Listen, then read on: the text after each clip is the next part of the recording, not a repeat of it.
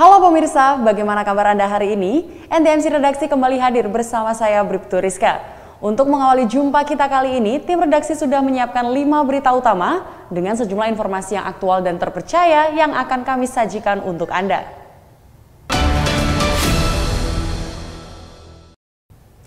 Korlantas Polri akan menghadirkan layanan BPJS Kesehatan di Satpas seluruh Indonesia, di mana hal ini merupakan tindak lanjut aturan BPJS Kesehatan yang jadi syarat pengurus SIM dan STNK.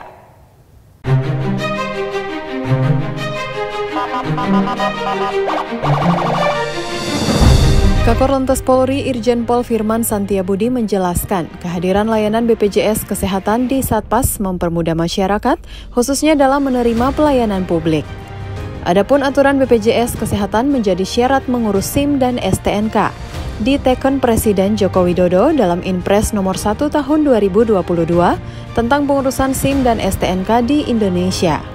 Dengan adanya aturan baru ini, pemohon SIM dan STNK harus sudah terdaftar di BPJS Kesehatan. Dalam kunjungannya ke Polres Purwakarta, Korlantas Polri langsung mengecek layanan BPJS Kesehatan di Satpas Prototype. Jadi hari ini di Satpas atau tipe yang akan kita kembangkan ke depan, hari ini kita langsung melihat bagaimana koneksitas hubungan antar sistem data yang kita kerjakan bersama-sama. Ini akan menjadi proyek-proyek kita ke depan, sehingga masyarakat di mana saja.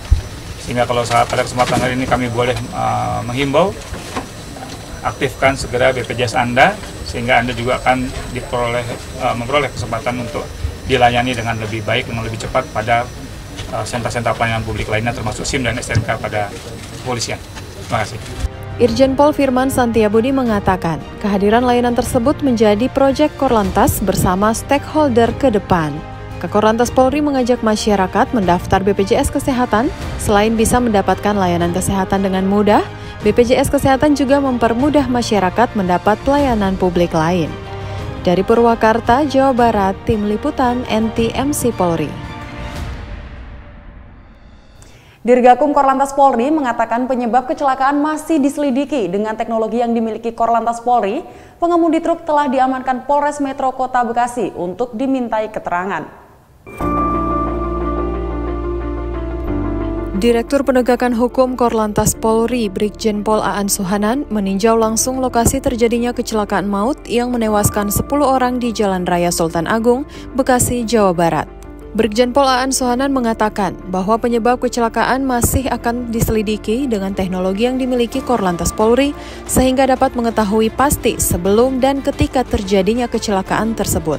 Menurutnya, saat ini pengemudi truk yang menyebabkan kecelakaan tersebut sudah diamankan oleh Polres Metro Kota Bekasi dan akan dimintai keterangan lebih lanjut.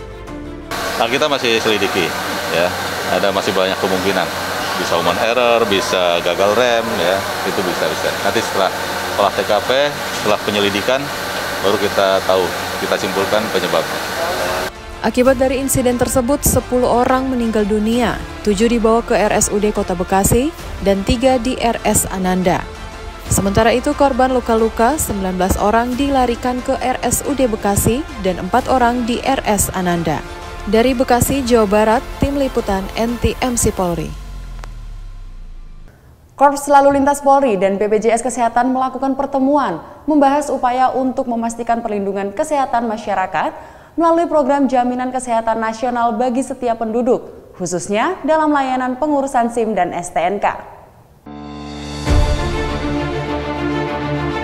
Kepala Korps Lalu Lintas Polri Irjen Pol Firman Santiabudi mendukung kebijakan Presiden terkait mewajibkan kepesertaan aktif Badan Penyelenggaraan Jaminan Sosial atau BPJS Kesehatan menjadi syarat dalam pelayanan pengurusan surat izin mengemudi, surat tanda kendaraan bermotor, dan buku pemilik kendaraan bermotor. Direktur Regiden Korlantas Polri Brigjen Pol Yusri Yunus mengatakan, pertemuan dengan pihak BPJS Kesehatan tersebut dapat mengimplementasikan regulasi perbaikan sehingga ini dapat diterapkan di beberapa Polres yang ada. Kita ketahui bersama, kita kumpul dengan rekan-rekan direksi BPJS dan juga dari Korlantas membahas bagaimana progres penerapan implementasi dari Inpres 01 tahun 2022. ini adalah pertemuan yang ke-6 yang kita lakukan, dan mudah-mudahan secepat mungkin kita mengharapkan ini sudah bisa berjalan. Yang pertama bahwa kita mengharapkan memang dalam hal pelayanan kepada masyarakat, semuanya sudah memang harus terintegrasi, bahwa masyarakat juga sudah mematuhi aturan untuk bisa membayar BPJS. Ini salah satu persyaratan.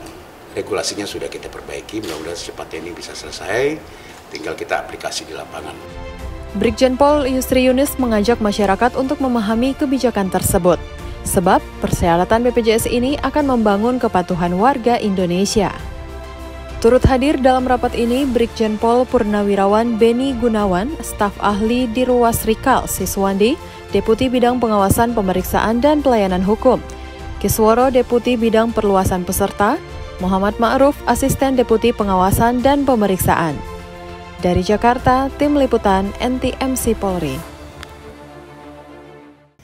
Kakor Lantas Polri Irjen Pol Firman Santiabudi menghadiri kirap merah putih di kawasan Bundaran Hotel Indonesia, Jakarta Pusat. Kirap merah putih ini digelar sebagai wujud untuk menjunjung tinggi persatuan dan kesatuan bangsa Indonesia. Kakor Lantas Polri Irjen Pol Firman Santiabudi menghadiri kirap merah putih di kawasan Bundaran HI, Jakarta Pusat. Kirap merah putih ini dilepas langsung oleh Presiden Joko Widodo, didampingi Kapolri Jenderal Polisi Listio Sigit Prabowo, Dewan Pertimbangan Presiden Maulana Al-Habib Muhammad Lutfi bin Ali bin Yahya atau yang akrab disapa Habib Lutfi. Dalam sambutannya, Kapolri menggelorakan semangat persatuan, di mana perjuangan para pendahulu saat melawan penjajah mudah dipecah belah melalui politik adu domba. Kapolri mengungkapkan, keadaan itu dapat berubah ketika para pendahulu yang terdiri dari pemuda hingga para ulama sepakat untuk bersatu demi kemerdekaan Indonesia.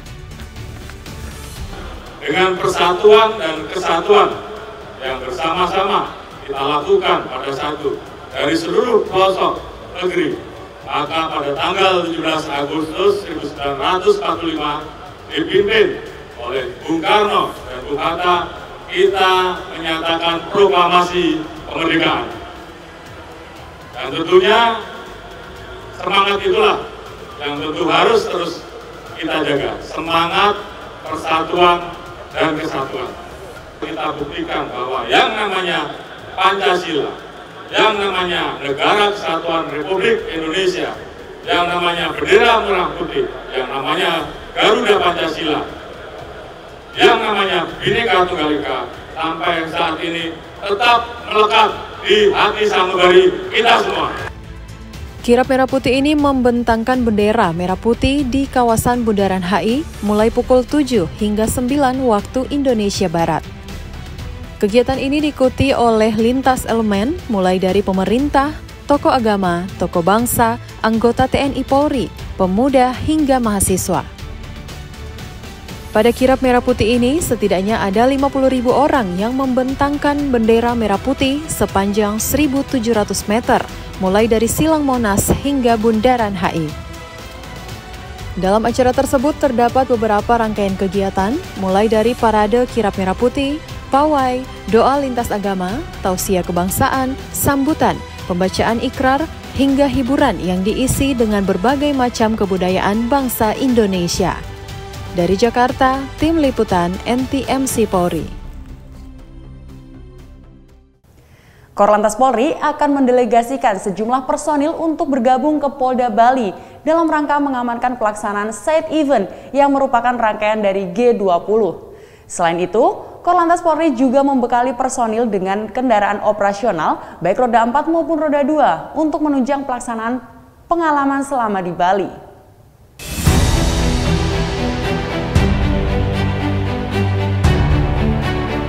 Pelaksanaan side event G20 yang merupakan rangkaian dari G20 yang akan dilaksanakan pada Senin 29 Agustus 2022 ini menjadi perhatian serius pihak kepolisian. Untuk memastikan keamanan berjalan lancar, Korlantas Polri akan mendelegasikan sejumlah personel untuk bergabung ke Polda Bali. Pak Urwal Subditwal PJR Ditgakum Korlantas Polri, AKP Joko mengatakan, pihaknya akan mendelegasikan 225 personil, 75 kendaraan roda 4 dan 75 kendaraan roda 2. Menurut AKP Joko, kegiatan ini merupakan perintah dari Kakor Lantas Polri untuk membantu Polda Bali dalam mensukseskan kegiatan bertaraf internasional tersebut. Kegiatan side event G20 yang merupakan rangkaian dari G20 ini melibatkan 4 kementerian yang akan membahas persoalan global. Korlantas Polri akan membantu Polda Bali selama kegiatan berlangsung dari awal hingga penutupan acara berakhir.